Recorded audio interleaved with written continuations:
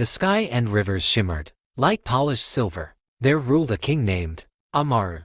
Amaru was not a king in the traditional sense. He did not wear a crown or sit on a throne of gold. Instead, his kingdom was woven from the trees, rivers, and cliffs that surrounded his people. Amaru's rule was not over sprawling cities or vast armies but over a humble, fiercely loyal tribe who called the jungle home. From a young age, Amaru had been raised to understand the jungle's ways. He was taught to listen to the stories in the rustling leaves, to read the hidden messages in animal tracks, and to respect every creature as part of a delicate balance. His people adored him for his wisdom and courage, for he treated each of them as family, and their happiness and safety were his greatest treasures. But as peaceful as the jungle seemed, it held dangers both natural and human. The kingdom often faced threats from outside tribes, who sought to conquer the jungle's riches. Rumors also grew of powerful hunters from distant lands, eager to seize the sacred wildlife that lived under Amaru's protection.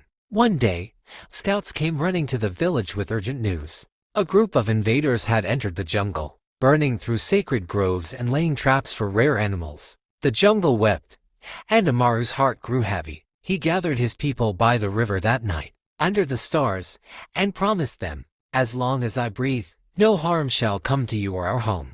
Amaru devised a daring plan to protect his kingdom. Together with a small band of warriors, he crept through hidden paths and wove through shadows. By day, they hid in dense thickets, and by night, they struck the invaders with swift, silent attacks. Amaru's knowledge of the jungle was unmatched, and soon, the once mighty hunters found themselves lost and weary, terrified by the power of a king who seemed to move like a ghost in the night. One evening, Amaru confronted the invaders' leader, a man clad in armor, whose heart had hardened from greed. "Why do you destroy what you do not understand?" Amaru demanded. "This jungle belongs to all who respect it, and it has no place for those who seek only to take." The leader, exhausted and humbled, recognized the strength in Amaru's words and withdrew, promising never to return. With the threat gone, Amaru returned to his people, who welcomed him with joyous celebrations.